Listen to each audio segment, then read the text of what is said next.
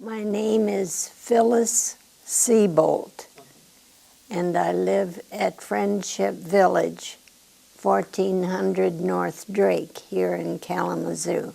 When we would have dinner in the evening, we all ate together, sat around the table. After we said grace and passed the food, first question of the evening at the dinner table was, "What did you do in school today?" And so education has always been a center point of our family.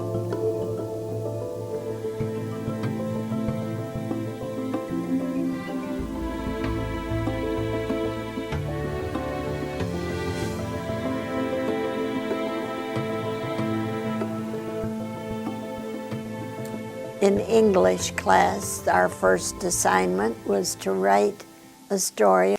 So I wrote a story telling about my family and that my father was a well-read man, and he subscribed to 5 newspapers. And I went on with the rest of the story, and when I got my paper back, the teacher had written on the back page above where I told about the newspapers, "Isn't this an exaggeration?" in red with a question mark. So at dinner table that night, when the family said, "What's happening at school today?" I told about the paper I got back with a low mark, and "Wasn't this an exaggeration?"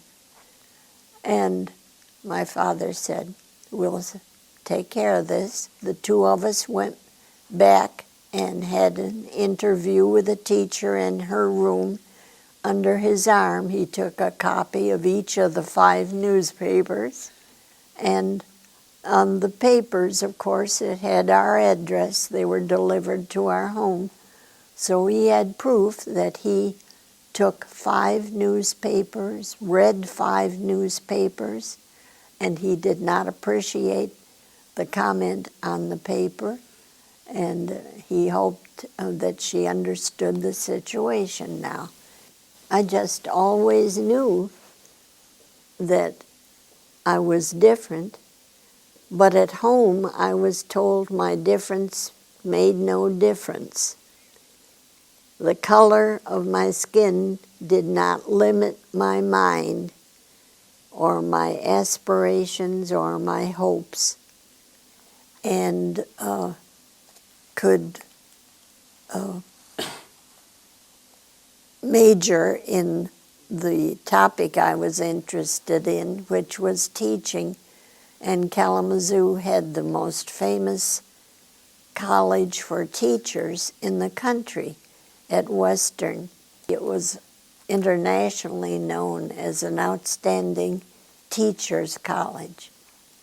So that I headed for Kalamazoo. At that time, we could not live on the campus.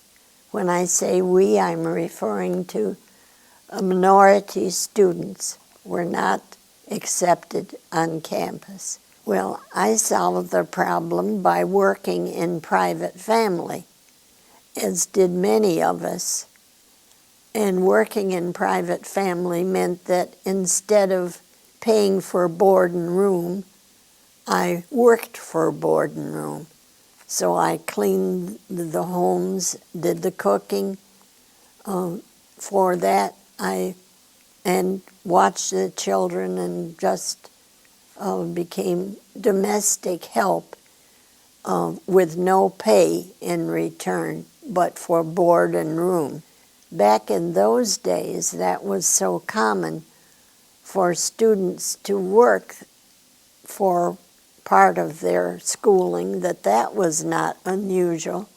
What made it more unusual for me was that I was considered domestic help and going to school on the side. And I ate in the kitchen and served my employers, so they were, in the dining room. On Sundays, I ate in the dining room with them during the week, their young child and I ate at the kitchen table.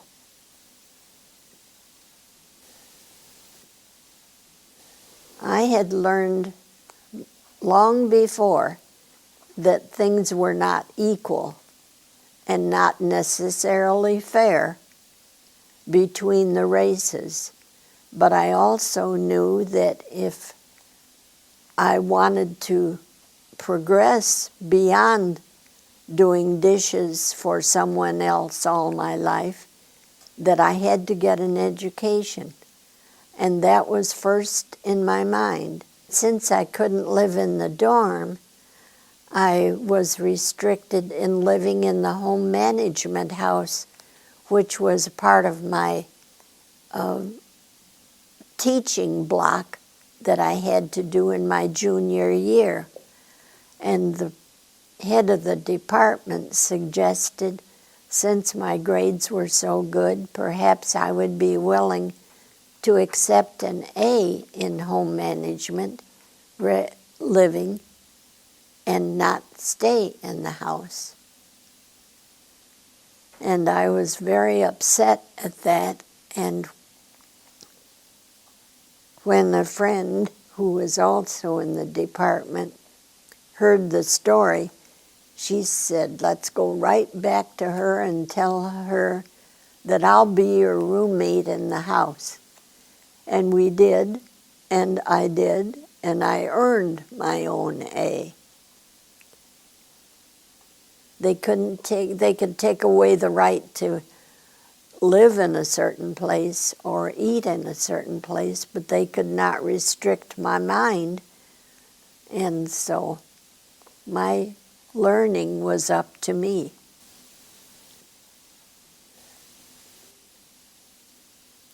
I fought the discouragement that came. I think maybe that was my low moment, when with outstanding grades and awards, they looked at me and said, I'm sorry, we can't place you because there are no Negro teachers teaching home economics between here and Kalamazoo, between Kalamazoo and Chicago, one direction, and here in Detroit, the other direction.